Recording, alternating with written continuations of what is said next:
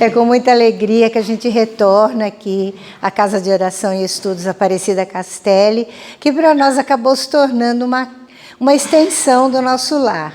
Não só pelas amizades que a gente acabou desenvolvendo aqui, como também e principalmente pelo afeto. Aqui a gente recebe muito afeto. Eu gosto muito de vir aqui.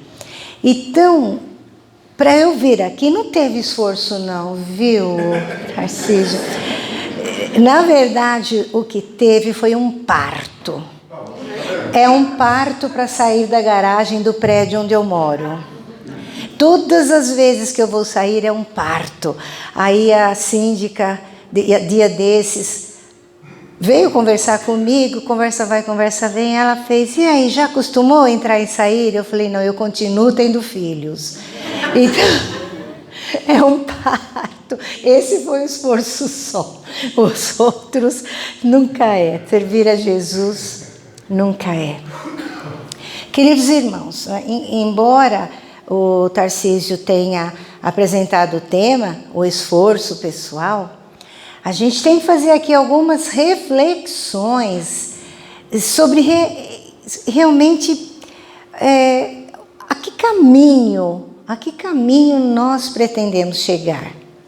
Porque quando ele falava aqui na hora da assistência espiritual, o que eu observei nas palavras foi uma condução dessas palavras para nós sermos assistidos naquilo que viemos buscar, mas nós efetivamente nos damos a devida atenção para receber isso que nós viemos buscar.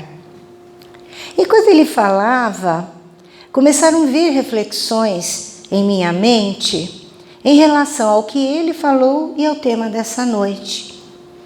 E eu lembrei muito, mas muito mesmo, do que nos dizia Jesus. Parece que eu sou amiga íntima dele, né? Eu estava lá, eu não devo ter aproveitado muito a oportunidade, então hoje aqui estou como palestrante espírita. Mas assim, ele dizia, né, que se tivermos fé do tamanho de um grão de mostarda, direi a este monte, muda-te daqui para acolá, e isso há de acontecer, e todas as coisas vos serão possíveis. Mas a que fé ele se referia? Àquela que desde sempre, até antes da vinda dele, foi utilizada como expressão de religiosidade? Ou aquela fé que é a demonstração de uma força interior que nós carregamos? Força essa que nós não damos o devido valor. Força interior essa que nós acreditamos que só vai se movimentar se tiver o dedinho de Deus empurrando. Quando, na verdade, se a gente retomar o primeiro livro do Antigo Testamento, no Gênesis, está lá escrito que fomos feitos à sua imagem e semelhança. Nós não fomos feitos à imagem e à semelhança da perfeição dele. Perfeito só Deus o é, disse Jesus. Mas, pelo fato de termos sido feitos por ele, carregamos em nossa essência as suas virtudes. E as suas virtudes são perfeitas. Então, se o que existe dentro de mim é a perfeição divina, porque ela habita em mim, porque sou feito dela, por que é que eu não alcanço as coisas que eu quero? Então, quando a gente vem receber uma assistência espiritual aqui, a gente tem que observar, acima de tudo, e já eu volto a pegar aqui a minha colinha, a gente tem que observar, acima de tudo, qual tem sido a nossa atitude para a obtenção daquilo que não é material. Porque nós acreditamos que a fé, ela deve ser voltada para conquistas materiais. E isso é realização de desejos apenas.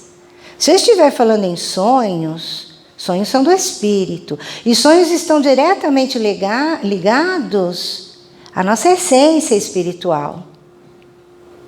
Então, conforme eu vou amadurecendo, diz a nossa querida benfeitora espiritual, Joana de Ângeles, no livro Vida, Desafios e Soluções, ela diz, conforme eu vou amadurecendo, todas aquelas impressões amargas ou felizes que eu carrego das minhas histórias passadas, quando ela fala histórias passadas, são todas as outras encarnações que eu passei. Não é a uma, não é a anterior. São todas. Todas de alguma maneira deixaram uma marquinha em mim.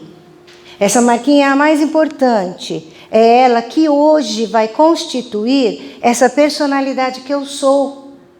Porque conforme eu vou avançando no processo de evolução, de repente a minha personalidade ela é feita de pedacinhos, como se fossem caquinhos sendo colados em volta de algum objeto, para de repente a gente ter ali um mosaico. É esse mosaico que, para a linguagem do psicanalista austríaco Carl Gustav Jung, deu o nome de arquétipos. São esses caquinhos que compõem a nossa personalidade, que ele analisou lá em 12 níveis de consciência, aumentando 9 naquela que ele aprendera com Freud. Esses caquinhos desenham aquilo que nós somos, mas não simplesmente por aquilo que eu trouxe da minha genética aqui, dos meus pais, do óvulo e do espermatozoide. Mas ela sim é uma constituição de séculos e séculos e séculos de experiências reencarnatórias. Então foram séculos e séculos que nós entramos e saímos de um corpo físico. Que nesse mesmo livro de Joana de Ângeles ela diz que veio desde lá dos mais antigos tempos, desde aquela formação inicial, até adquirir o livre-arbítrio, que é o momento que eclode a inteligência, o sentimento, e o espírito passa a fazer escolhas. Então, toda aquela virtude, toda aquela essência, Hilda, desculpa, mas eu amo o seu Roberto. Toda aquela essência, ele fica vermelho, Hilda.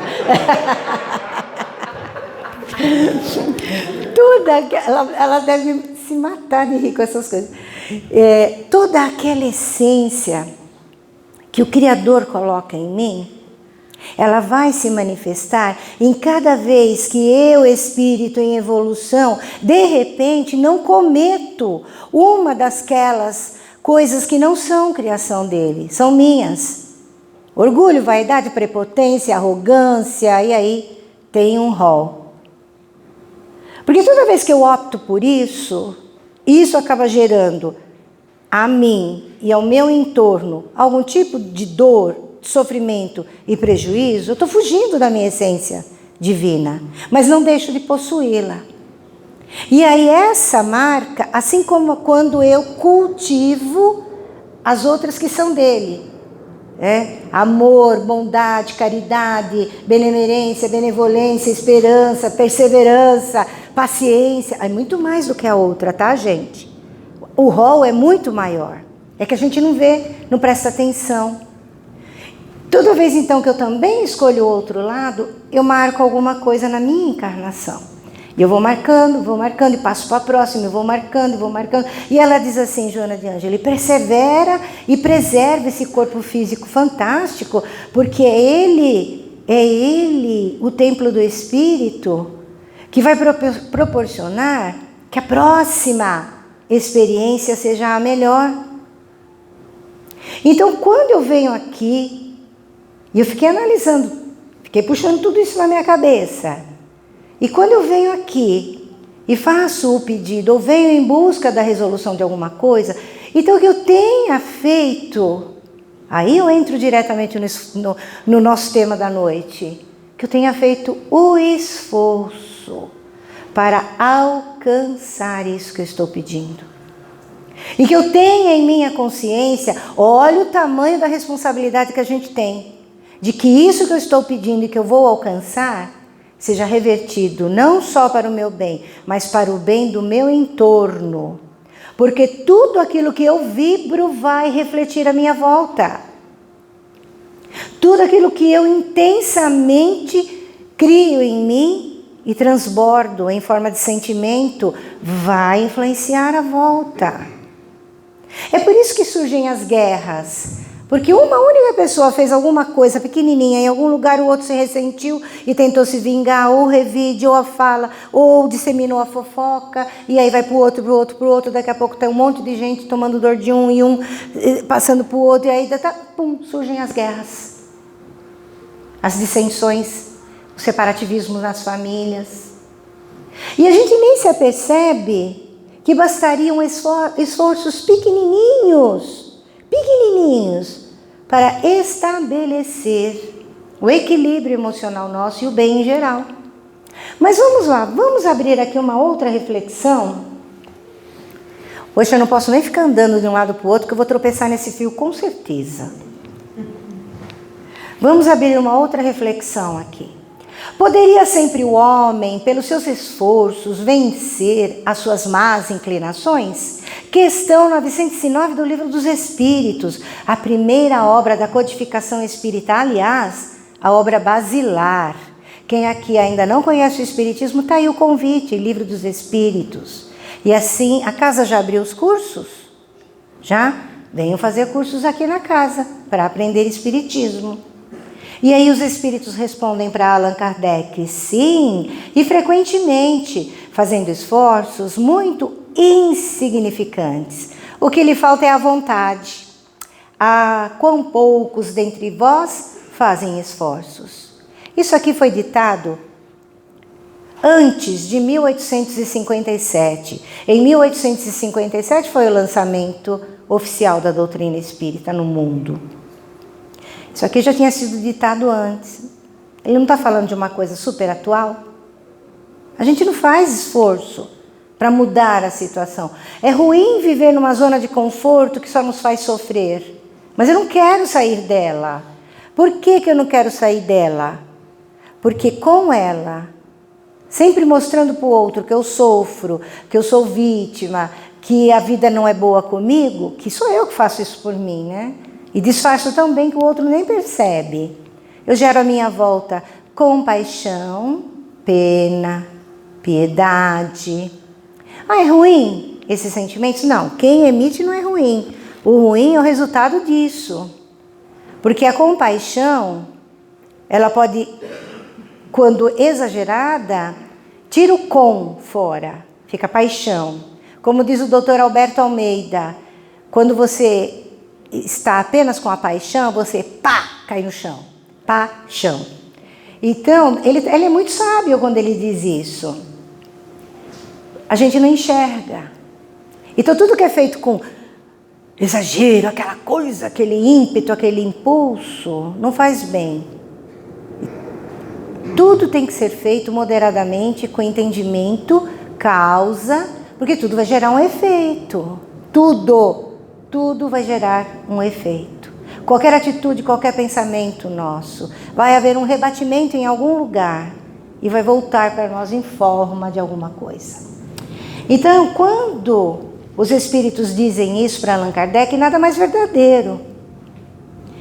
Tão verdadeiro que a gente tem aqui alguns itens que a gente pode relacionar, que a gente simplesmente poderia aplicar para transformar a nossa vida, para alcançarmos esses desejos que a gente veio atrás, os sonhos que a gente também deveria cultivar e muito mais do que os desejos, porque o desejo é assim, gente, eu quero uma casa melhor, não tem problema nenhum, pode continuar querendo, corre atrás. Você não faz o esforço físico para correr atrás de alguma coisa? Então faça o esforço emocional, o esforço pessoal, para a conquista dos bens do espírito. Não é errado a conquista do bem-estar social, do bem-estar material, do bem-estar familiar. Nós precisamos disso para o corpo físico fique saudável. É preciso, sim, o equilíbrio emocional. Não adianta nada eu ter tudo e emocionalmente ser um fracassado. não fortalecer a mim mesmo, não buscar em mim as possibilidades de fazer aquela fé estar à frente, mas não para as conquistas materiais.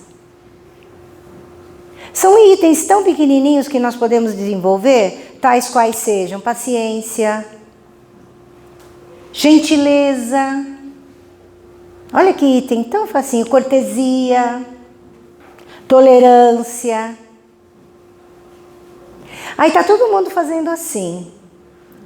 Se sair lá fora, adentrar, saiu daqui, deu fome, vamos na padaria. E o balconista não te dá muita atenção, você já começa a bater os dedinhos em cima do balcão. Aí o balconista demora um pouquinho mais, você já começa a olhar para eles, e se você estiver acompanhado, você vai olhar para o lado, assim. E mesmo que não esteja, olha para quem está na fila com você. E aí quando ele chega a você, você nem diz boa noite. Aliás, todo o ensinamento da doutrina espírita, sempre alertado pelos benfeitores espirituais, é que todo e qualquer ensinamento nela contida deve ser aplicado o pronome eu. É para mim. Então, eu estou lá no balcão da padaria, incomodado com a demora, não estou querendo saber o que está acontecendo com aquele balconista que está ali do outro lado. E Jung também nos alertou que quando estivermos na lida diante de outra pessoa, que sempre estivéssemos atentos, que aqui é uma alma falando com outra alma, e não com uma coisa, não com um objeto. A gente não sabe o dia que teve, a gente não sabe a vida que está levando, a gente não sabe nada daquela criatura. Aí eu estou lá batendo o dedinho no balcão, ele chega, a gente não diz nem boa noite. Vocês perceberam pequenos atos. Quem sabe, se na hora que a gente faz isso, eu não mudo o dia dele, a vida dele. Eu não gosto de dar altos exemplos, mas de repente algumas coisas vêm à memória. E eu me lembro do dia que eu estava esperando na fila do caixa de um dos mercados, e aí eu via que a moça estava sempre com o olhinho baixo, a mocinha do caixa. E o meu hábito sempre foi esse, de todos sempre aprendi com os meus pais. O meu pai era muito alegre, ele estava sempre fazendo folia com quem quer que fosse.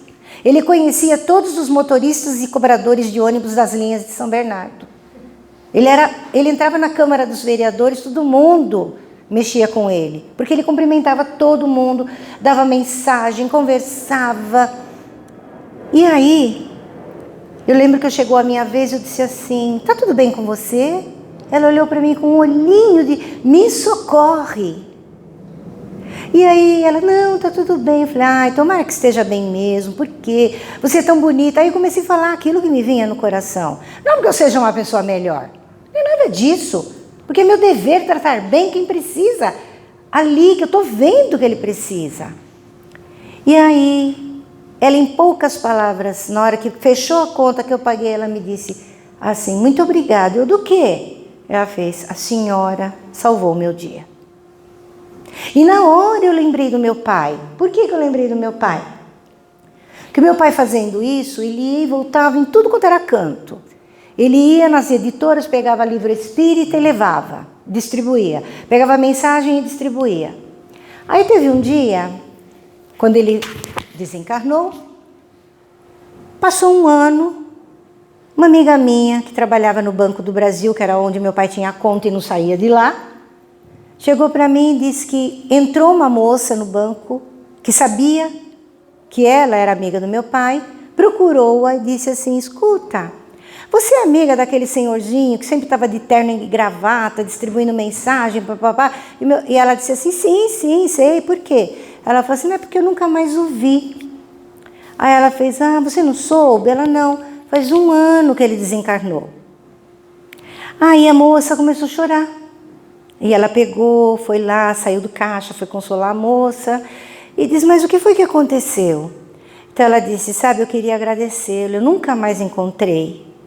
Ela agradeceu do quê? Eu sempre vi ele por ali. Aí um dia ele chegou no ponto, me entregou uma mensagem e ele brincava com todo mundo. Meu pai não torcia para time de futebol nenhum, Mas ele de propósito perguntava, aí ele falava, você é corintiano, né? Você tem cara de corintiano.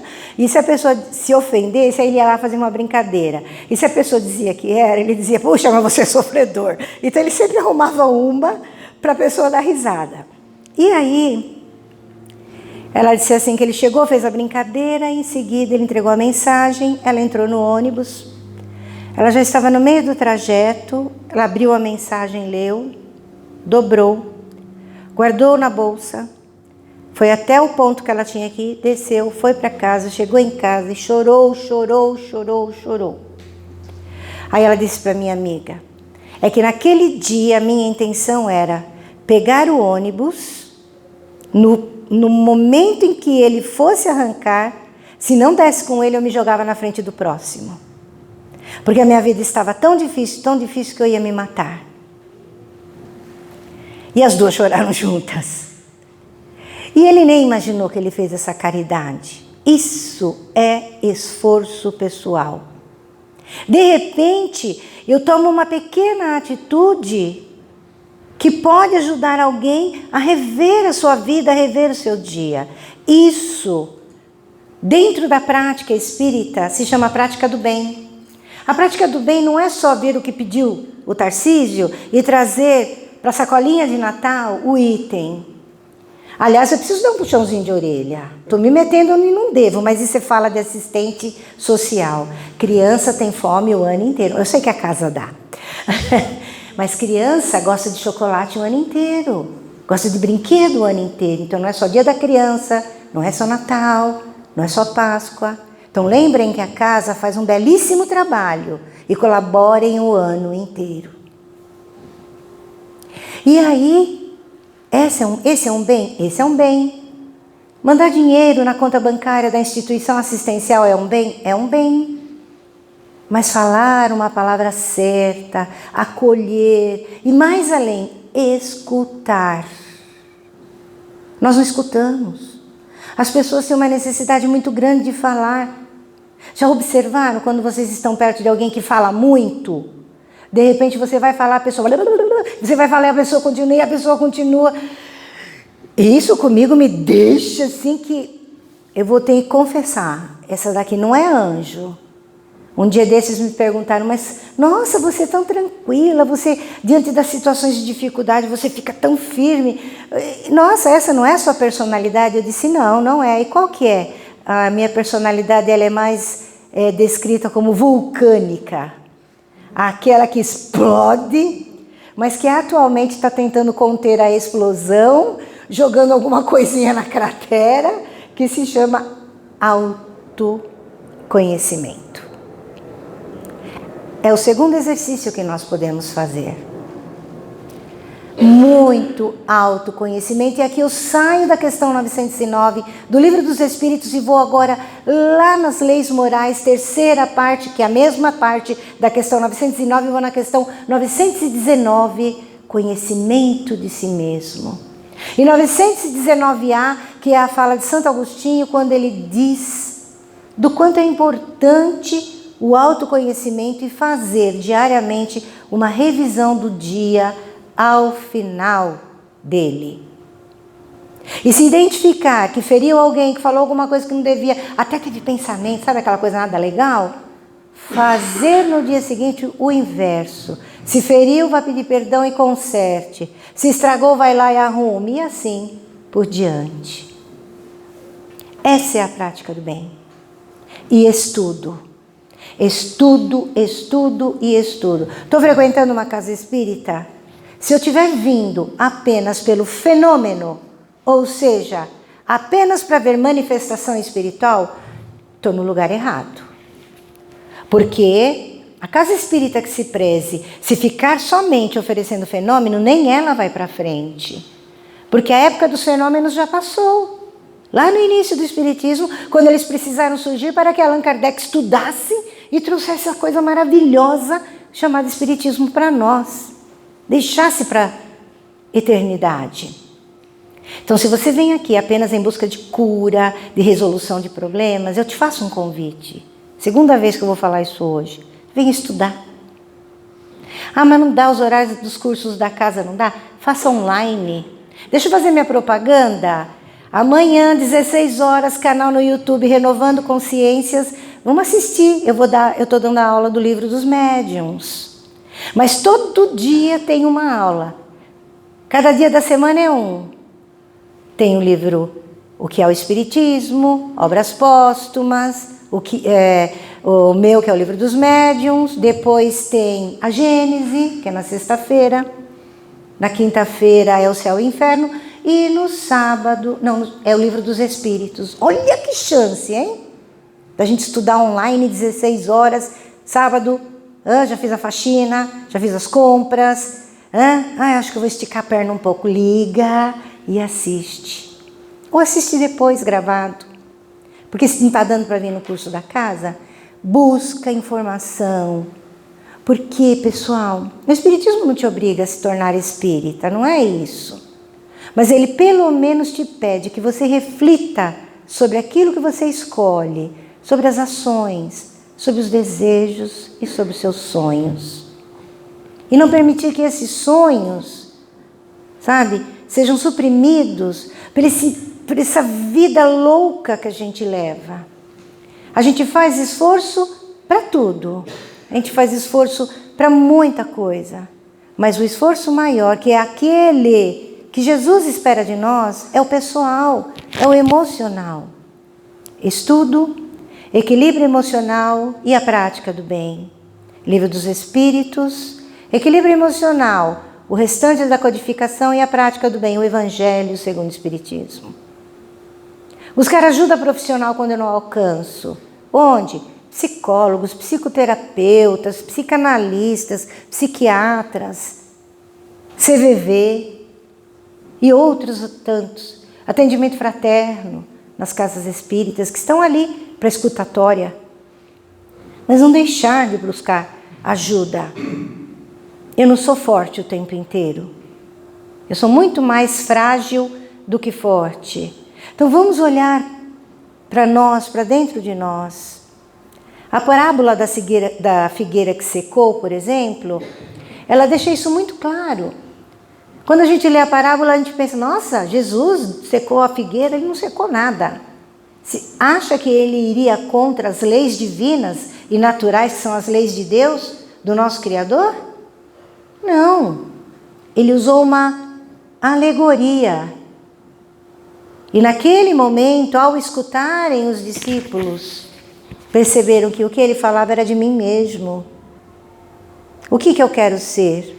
Uma árvore perene, que passa as estações do ano, vivendo as estações do ano certinho, como tem que ser vividas, crescendo, aprendendo e doando quando chega a época dos frutos, e sempre dando frutos de 100 por 1, ou eu quero secar até a raiz e continuar me sentindo vítima, não fazendo nada para sair da minha situação. Se eu não estou conseguindo, eu busco ajuda. Profissionais da saúde, templos religiosos, aquele que você gostar, autoconhecimento que eu posso fazer através de estudo, de meditação, de um trabalho magnífico do Divaldo que se chama Visualizações Terapêuticas e tem gratuitamente na internet, mas acima de tudo, no meu encontro com o Criador. A prática da oração, que não seja um petitório, que seja um bate-papo gostoso com aquele Pai fantástico que me deu essa chance fantástica de estarmos vivendo aqui, agora, a melhor encarnação que nós já tivemos. E hoje, nós somos a nossa melhor versão de todas as que já passaram. E vamos trabalhando como é possível, de pouquinho em pouquinho, a gente consegue chegar lá. Então que o nosso esforço seja voltado para o autoconhecimento, para o estudo e para a prática do bem. E não apenas para fazer coisas materiais.